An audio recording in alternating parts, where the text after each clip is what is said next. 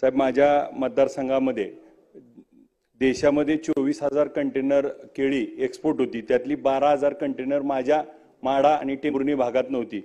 21,219 hectare केळी लागवड आहे, तर केळी संशोधन केंद्र माझ्या इथं व्हावं आणि त्यासाठी तरतूद व्हावी। उजनी धरण हे महाराष्ट्रातलं सगळ्यात मोठं धरण आहे आणि तिथं मत्स्य व्यवसाय मोठा होतो। भुई समाजासाठी मार्केट आणि मत्स्य बीज त्या ठिकाणी सोडण्यात यावं। याचबरोबर दुग्ध व्यवसायामध्ये दादांनी आता 5 रुपये ते 7 रुपये अनुदान दिले, परंतु ते 10 रुपये अनुदान करावं असं सर्वांची शेतकऱ्यांची मागणी आहे।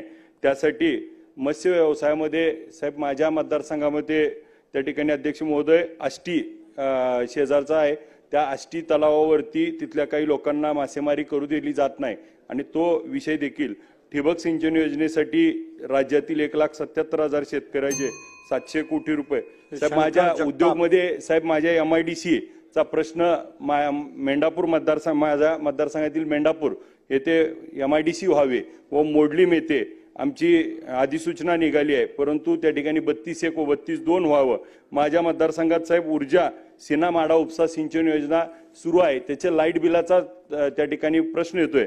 तर कॅनलवरती 70 किलोमीटर कॅनलवरती जर त्या ठिकाणी आपल्याला सौर ऊर्जा पंप सोलार पॅनल टाकले तर त्यातून लाईटचा प्रश्न मिटेल।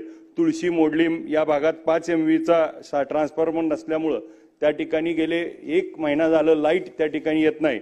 माडा आणि पंढरपूरसाठी पंढरपूरला 400 kV आणि माड्यासाठी 220 kVचं त्या ठिकाणी सबस्टेशन व्हावं, तरच हा लाईटचा प्रश्न मार्गी लागेल। आणि या माध्यमातून साहेब आमच्या टेंभुर्णी आणि या भागातल्या शेतकऱ्याला यातून दिलासा मिळेल। मला बोलण्याची संधी दिली, धन्यवाद।